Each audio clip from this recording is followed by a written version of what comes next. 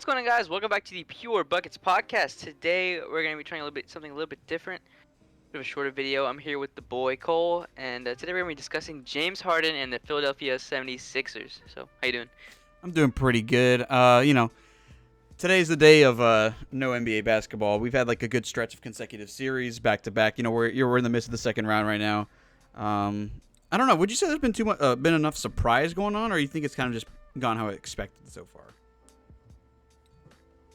I wouldn't say too much surprise. I'm not like shocked. Okay, the only series I was shocked by was the Nets, which was a pretty big shocker. Not that they lost, but they got swept. That's crazy. But besides that, I wouldn't say there's too many shockers. But what about like how it's gone so far in the second round specifically? Injuries have really messed up the Sixers, man. But besides that, pretty expected. The Suns are what up 2 now on the Yep. Mavs. That's pretty expected. The Bucks are. I forgot, what are they? They're 1-1 because the Celtics had a great game too. Oh yeah, they did. Yep. Yep. 1-1. So that series will definitely be really, really good. So yeah, Let's see. I guess we were talking about Joel. Obviously, we just said that we said a lot of injuries. So I guess that kind of goes into what we're going to be talking about briefly in this one. We're going to just be talking about. I have James Harden pulled up right now. We're going to be obviously, as you know, Rockets fans, we have some appreciation for James Harden. But he's kind of entering a different stage, I feel like, in his life. It's funny just to say sad, that. Man. Yeah, it's sad to see. But we'll talk about him, I guess, real quick. And like I guess overall the Sixers and stuff like that. So. Okay, so I'll just start off by saying we like James Harden.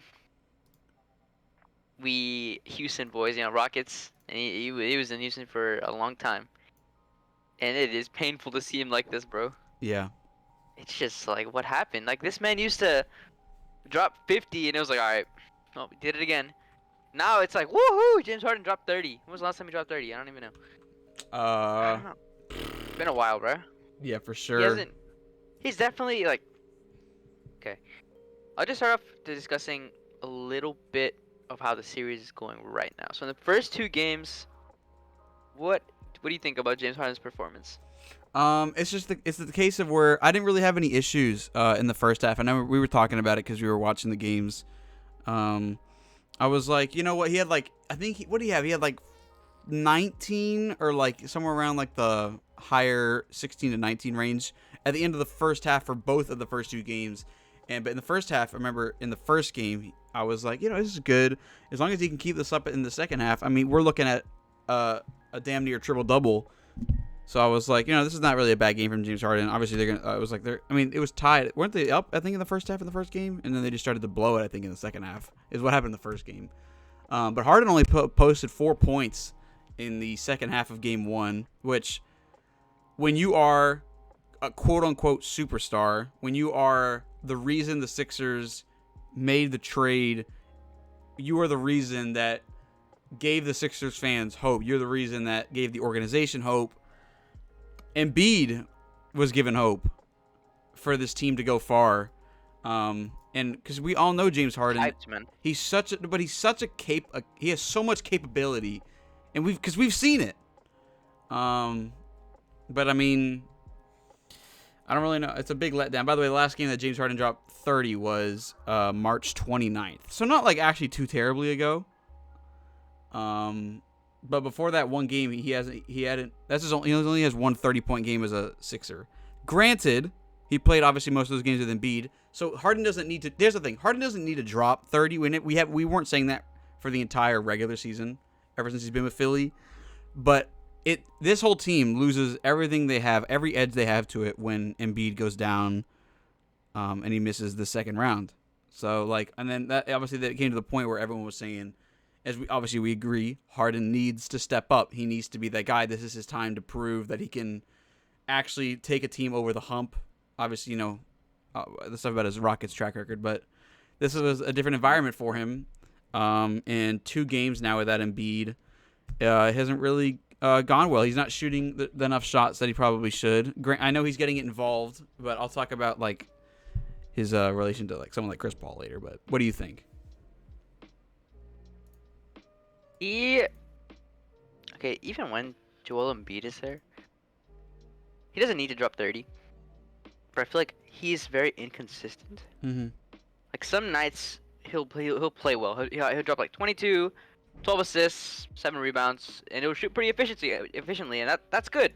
He doesn't need to do that much more than that when he has Joel Embiid on his side. Mm-hmm. When he doesn't, like he hasn't for the past 2 games and probably for the third game too. You can't drop 16 in a game and then 20 in the other game. Mm-hmm. You just cannot do that. As the sole superstar on your team, the definition of superstar is you think, all right, this guy can take this team over the hump. He can go crazy when it's needed, drop 40, 30, whatever. This isn't that. He's dropped 20 and 16 on two different nights, and he has not shot better than 40% from the field on either night. Mm-hmm. He shot 20% from 3 last night. Yeah, he combined 3 of 12 in the second round. That just won't cut it. You know, I mean, like if you look back to like the final game of the Toronto series, he dropped 22 points, 15 assists, 6 rebounds. That works. He shot very efficiently. That's great. That works. Honestly, if he could even do that, even alone, he'd be better than this. Mm-hmm. He didn't even have to. He had 9 assists, which is nice, but like 40% from the field, that causes a lot of turnovers when your team, you're the only superstar. He needs to score more than that. He needs to take over.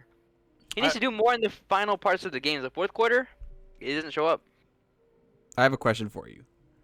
Do you think Harden is the one that, out of this whole roster, does Harden need to be taking the most shots on the team? Yeah. It's James Harden, bro. We've been saying it's James Harden, but like that term is starting to lose its meaning. Mm-hmm. Like it's quote unquote it's James Harden, guy averaged 36 for a season. Yes, he should be taking the most shots. It doesn't matter if he's taking a more playmaking role. That doesn't matter. When you're the sole superstar on your team, you should be able to take over on a snap and score at will. But he can't. He's not even that old, bro. He's 32. Mm-hmm. Like he shouldn't be doing this. I don't know what's up with him. The reason I asked that is because I was just looking at like the box scores. Harden in the first game was not first in field goal attempts. He was not even second in field goal attempts. And the reason is it's because other than James Harden, well, I don't even know if we could say that because he's not really the scorer that he once was. Just at the eye test, just watching him play. Obviously Harris is on Philly is a scorer. Tyrese Maxey is a scorer. So that's what I was talking to, I think it was Lewis I was talking the other day, and I was saying how this entire Philly team, that's why I said when Embiid goes out, I feel like they lose everything because now their whole team is built of just scorers. You have Thibault is their, like, I would say their one true defender on the team, who's like that guy, that go-to defensive guy, and he's only playing, Doc Rivers is only playing in like 15, 17 minutes a game, which is, it's whatever, right? So you have their bucket getters. You have a team of bucket getters. Harris, Maxey, Harden, even people, the three-point guys, Danny Green, who's had a stinker series, Georges Niang, who shot 0 for 7 from 3 in the first game, and I don't even know, and he put up a goose egg off the bench. And then obviously, you know, I saw things about DeAndre Jordan. I heard he was not playing well. DeAndre Jordan is not playing a ton of minutes, but to be honest, like when I watch Sixers basketball, I'm not going to be watching DeAndre Jordan's play, so I don't really know how to judge him. But apart from that, I mean, I know Maxey. Obviously, I had Maxey pretty high when we did that star bench cut, because I really do rate Maxey, but because he can shoot the ball pretty well, and he's also just his lateral quickness is he just beats everyone out. He's like a John Wall. Remember how John Wall used to be like that fastest guy? So fast, man. Yeah. So fast. So Maxey just sprints it down, gets a layup. He's a great layup package, and so but he gets these points, right? So Maxey and Harden had similar game ones in terms of their points and shooting, but Maxey shot the ball 2 more times. Tobias Harris shot the ball 3 more times than Maxey, and Harris is obviously a scorer. And the reason I bring this up is Harden.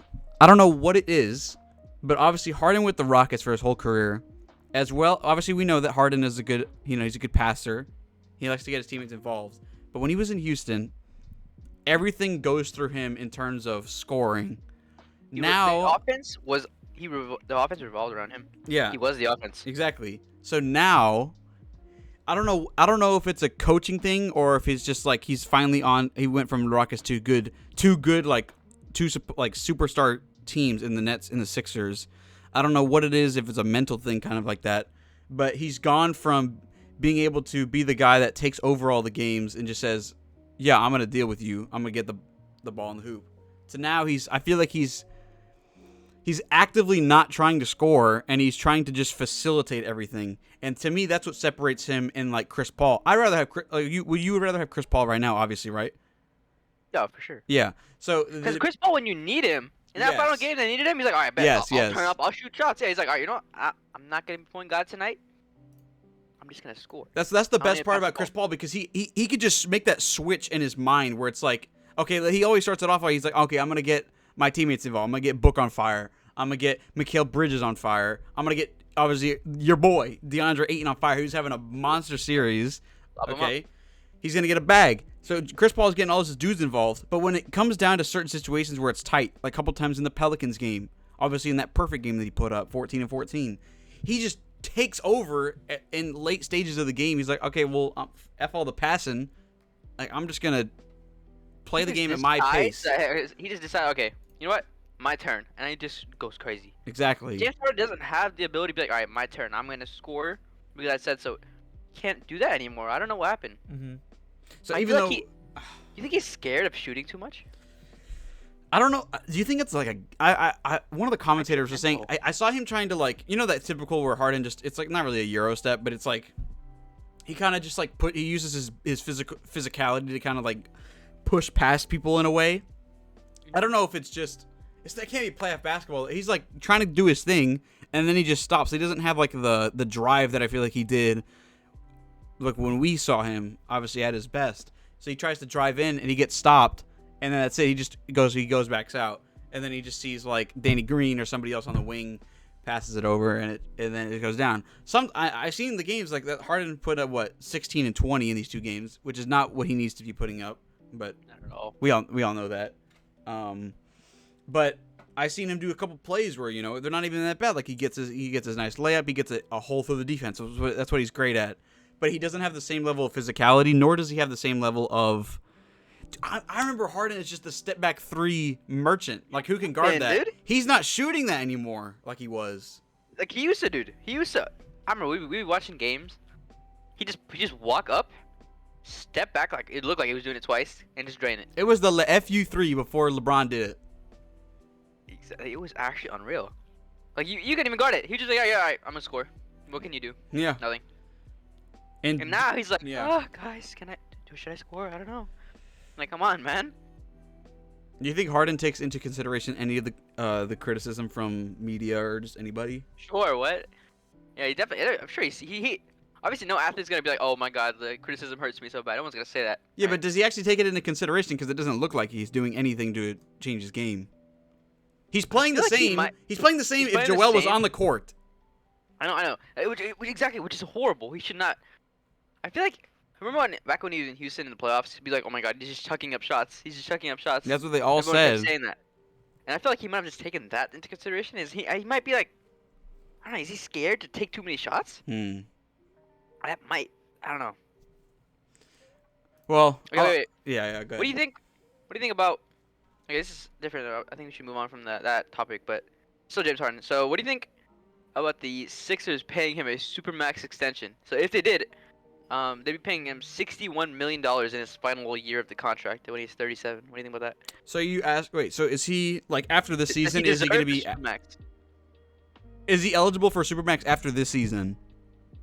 I'm not sure if he's eligible. Where did you see this, like, this Supermax thing?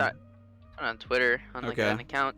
They said if James Harden's on the Supermax, they'd be paying him $61 million in the last year of his contract. If I'm Daryl Morey, you literally cannot pay this dude $61 million. You can't. I mean, that might be what he's worth, but he's not. It's like he hasn't shown $61 million of worth. Okay, it's not 61 right now, but like, let's say it's 50. He hasn't shown $50 million of worth in a little bit, bro. How much is he making right now? Like 45. Let me go look right now. Yeah, he's making 43.8, and next year it's a player option. Oh shoot, he might just accept the player option. Really? But if he declines it, then he's a free agent completely, and that's when teams can instantly sign him to I guess a max. But I don't know who wants to sign a 32-year-old, clearly aging James Harden. There will be teams that do that. But okay, ask me this, or just not ask me. Tell me the answer to this question.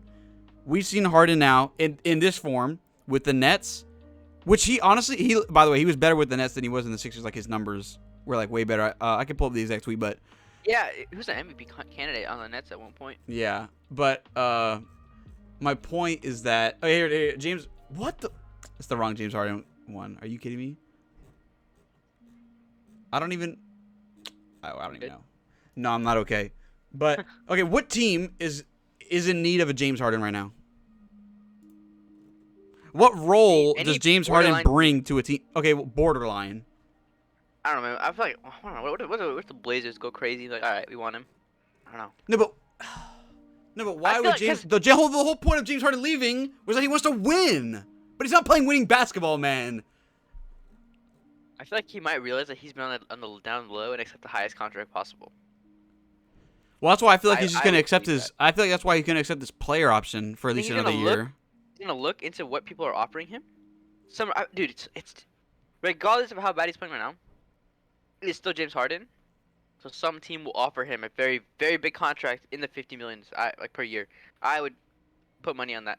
They will offer that. I have the stat, by the way. It's James Harden on the Sixers is averaging fewer points per game, rebounds per game, steals per game, blocks per game, field goal attempts per game, and field goal percentage on more minutes per game than when he was on the Nets this season.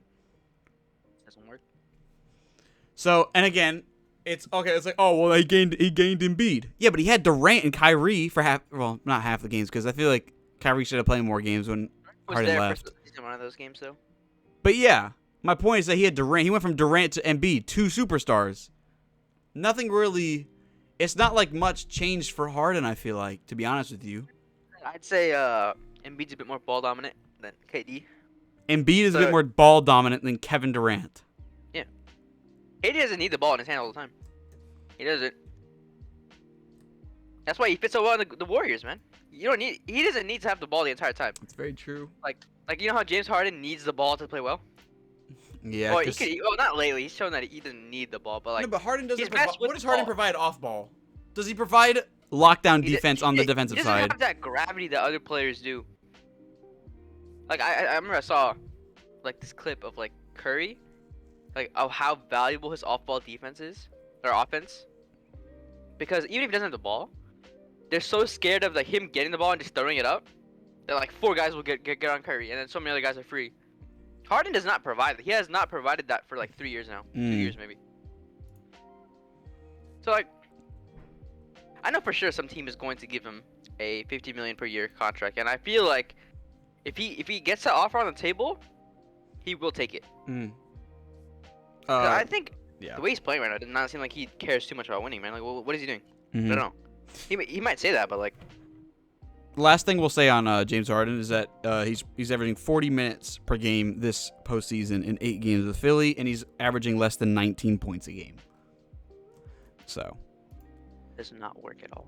I guess the last thing we can cover here while we have some time is where do you think the Sixers go from here? I'll start opening it up because I did say, well, you should follow us on Twitter. I did say this on Twitter, and I was telling us just like in the call what we were talking. I said if the Philadelphia 76ers go into Miami and they leave Miami down 2-0, the series is over. I don't care if Embiid's, by the way, he got ruled out for Game 3.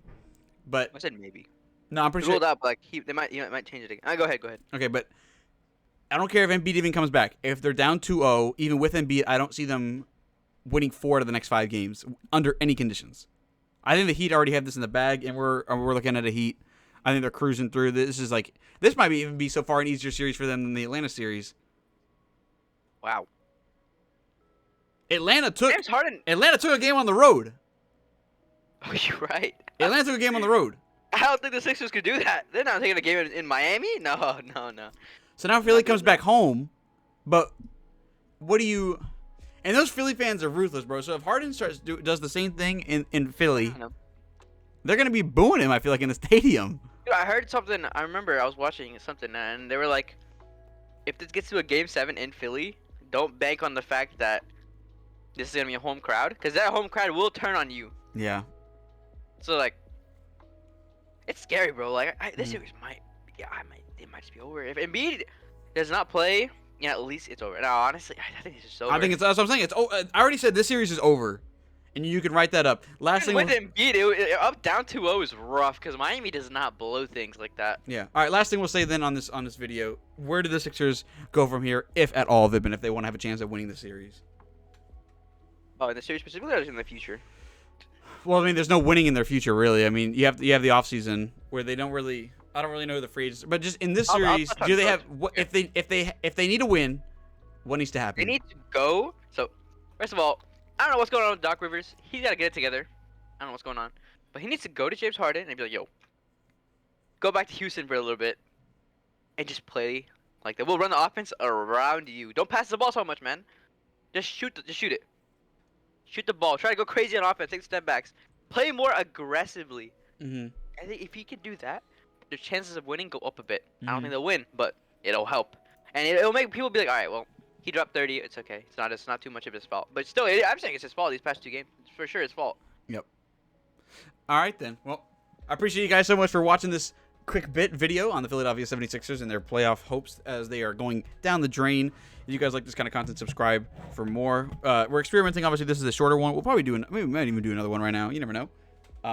But yeah, so obviously, please leave us ideas down below in the comments for anything you guys want to see, any kind of concepts, anything. Plans, bro. Yeah, we got big plans Plans for the summer. coming up. Yeah, we're only a week. Well, Vibin's already out of school. I got a week until I'm back home. And we're gonna be pumping out the videos. Hopefully the TikToks as well. So go follow the TikToks over there as well. And anything else to say, Vibin? Hey, if you guys like this shorter content, we will make more. All right. Well, thank you guys so much for watching, and we'll see you in the next one. See you. Peace.